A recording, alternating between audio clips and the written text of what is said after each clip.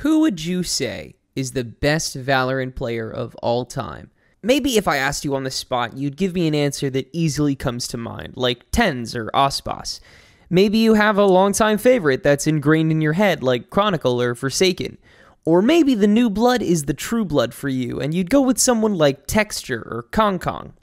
But if you're from America, and you've been around for a little while, there's a good chance you'll say that it's Ye. Despite 2 years going by since his apex, El Diablo's impact and reputation still precede him. Just about every conversation about VCT in 2022 ended up getting back to him and his insane aim. He was the frontman for American Valorant and the infamous chamber meta. He was invincible during his time on Envy Optic. But before that, he was building his reputation on Andbox, and slowly, but surely, he was beginning to turn heads. By the time Stage 2 of Challengers 2021 rolled around, Ye was the star of most of the games Andbox played, win or loss, and alongside a solid squad, he would start racking up some decent finishes in Challengers. But he was starting to become aware of how much more valuable he could be to the game of Valorant. Right around the time that Andbox attempted to make their imprint in North America once again in Stage 3 Challengers 2's Open Qualifier.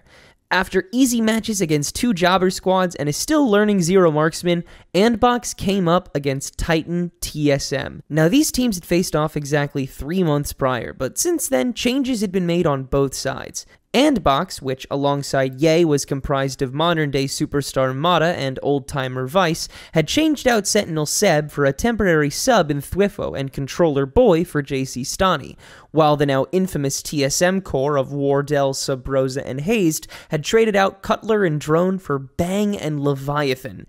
This would be the last match Ye would ever play on Andbox, but it would be a masterclass, and in a nail-biting map 3, he did what very few players have ever done in any map of Valorant: get 40 kills.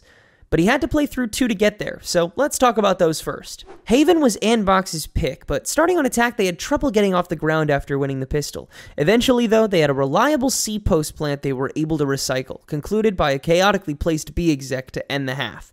But when the sides swap, Andbox blow what seems to be an easy pistol retake when Hazed gets away with an otherworldly flank. After winning bonus, Wardell buys an op in the 4th round of the half and goes berserk, and no matter how many times Andbox get up on the defense, one shot on the operator would flip the momentum back around. Andbox ended up winning only 1 round in the second half, handing TSM the first map. Split was far more back and forth, but Wardell's offensive operator once again scared the pants off of Andbox.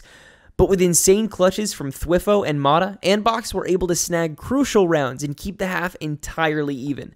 Despite starting the attack on the wrong foot by dropping the pistol and bonus, Andbox ult-dumped in round 18 to keep guns. And in round 19, by killing their opening duelist before the retake, TSM is forced to play slow.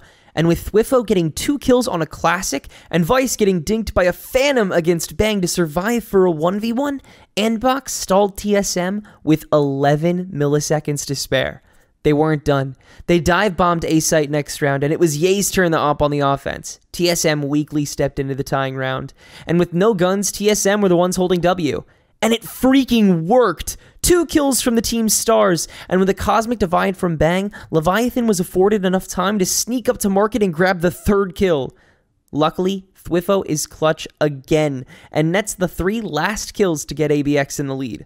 One they don't hold on too long thanks to a ninja play from Wardell in the Viper's Pit, followed by a complete shutdown of a weakly played split push. Match point, TSM. With a 5v5 post plan in round 24, Ye gets an insane triple kill before going down. Poison's gone. Locking sight.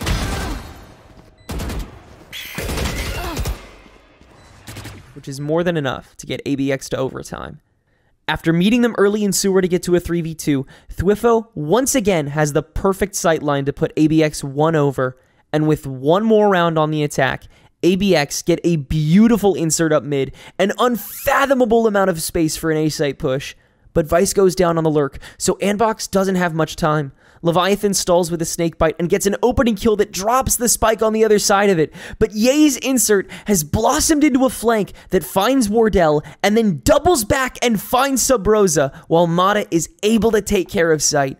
Andbox just barely dragged TSM to map 3 thanks to their players' magnificent knowledge of Split, just to take them to Icebox, the map that Ye actually goes crazy in. Finally, we are here. I want to mention some fun things going into this map. Both these teams had recently changed their compositions going into Icebox. TSM had swapped their Omen and KJ for Sky and Viper, and meanwhile, Andbox were running double Duelist with Mata on Reyna out of the blue this tournament.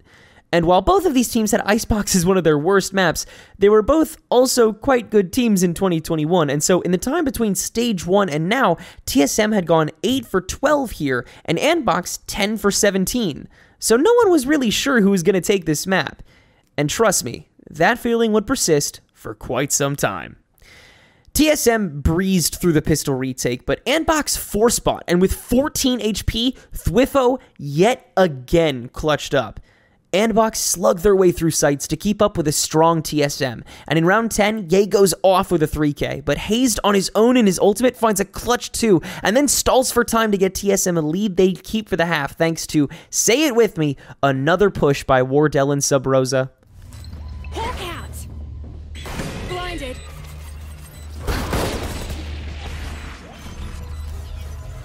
Oh.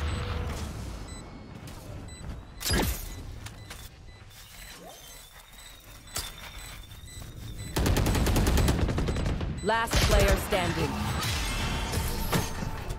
Ye starts off the defensive pistol with 3 to reverse polarity, and ABX confidently take the first 4 rounds of the half before TSM get their attack on track. But their B site is so dumb, and they're able to just get away with Sage walling and planting again and again, getting to 11-9. Andbox finally stack heavier in round 21, but that's not what gets them the round. What gets them the round is laying siege to lane on the retake and just barricading against a ninja defuse that just barely gets away with the round. Certainly ABX can't do that every round, especially on A site, and so TSM simply default there, and thanks to some sick shots from Bang are able to get the match point yet again. And the very next round, they have an open A site for a 4v3 retake. Things seem wrapped up for TSM. But with a well-placed toxic screen and an extremely forward Vice, ABX get away with the defuse again and make it 12-11.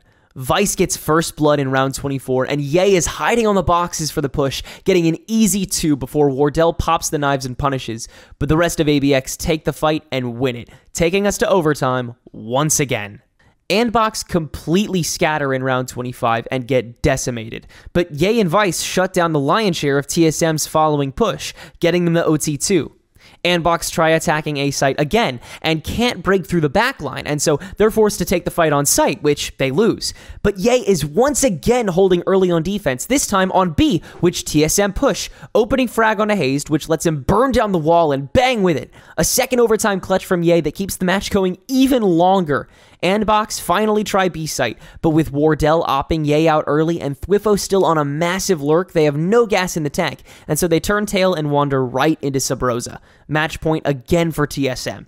And yet again, first blood for Ye when side swap, who decides to match and kill Wardell with the operator in the following round. TSM almost hold on to a post plant, but it falls apart and the game goes to 15-all. It really does seem that no one can have a fully powered attacking round in this overtime, and that'll continue when TSM completely clock another A fight and follow up with a hellish push-up tube to B. But yet again, El Diablo is in the right place at the right time, and with a fully enacted lurk from A site knocking down Hazed, Rosa, and Bang. At 16-16, Andbox are in a 3v4 A post yet again, but when Leviathan pokes early, Ye punishes, letting the team reposition and dominate the rest of the fight. Match point Andbox. All that needs to be done is what TSM finally didn't have the gas to do. Hold off the attack. And after Jets were traded early and Vice was able to get a spam kill onto his Ditto, it looked like TSM may have been stagnant. But Sub Rosa got another insane lurk and turned their attack into a trivial 2v1 against Thwifo. Andbox tried to claw their way back yet again with a fast A push, and Ye yet again pressed, getting the team enough advantage to play with time till the round was decided. Match point Andbox again. Could they do it this time? In a match that frankly wasn't even close to the tournament's finality, such a challenge for TSM so early on, could Andbox fully make the comeback?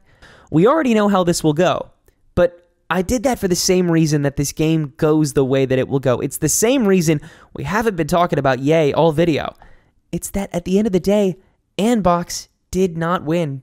And sure, we're going to talk about this statistic forever, this 40 kill thing. People were talking about it when the game ended. Everyone was losing their minds at how many kills one player got in one map, how consistent one guy could be along such a long game. And trust me, Ye is going to receive all the rewards in the world for that. He's going to get picked up by one of the best teams in the world. He's going to get a championship. He's going to get close to winning champions. He's going to be one of the greatest players of all time. Many will think that he is the greatest of all time.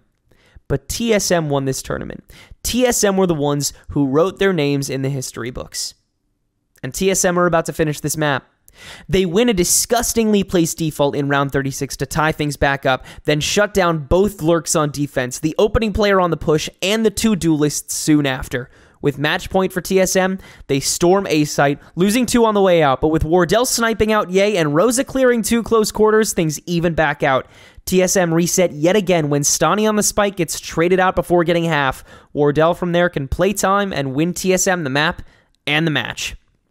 And of course today, in spite of those 40 kills that Ye got with his team, he not only didn't win, but he didn't stay. And people talk about how, in the aftermath of that tournament, Ye requested to get picked up by a better team, Envy scooped him, and then his very next match was against TSM. He destroyed them, and then Chamber came out. I'm just kidding. And then Envy became Optic, and Optic became one of the greatest dynasties in Valorant history. But that is a story for another day, because Ye's story was so much more than this game. But I hope that you enjoyed hearing about it nonetheless. Thank you all so much for watching. Be sure to let us know what you want to hear us do a video on next. Really like focusing on these specific matches, a la TMV, and hopefully I'm doing a decent job. Sound off in the comments if I'm not. Thank you all for your patience, and we will see you in the next one. Peace!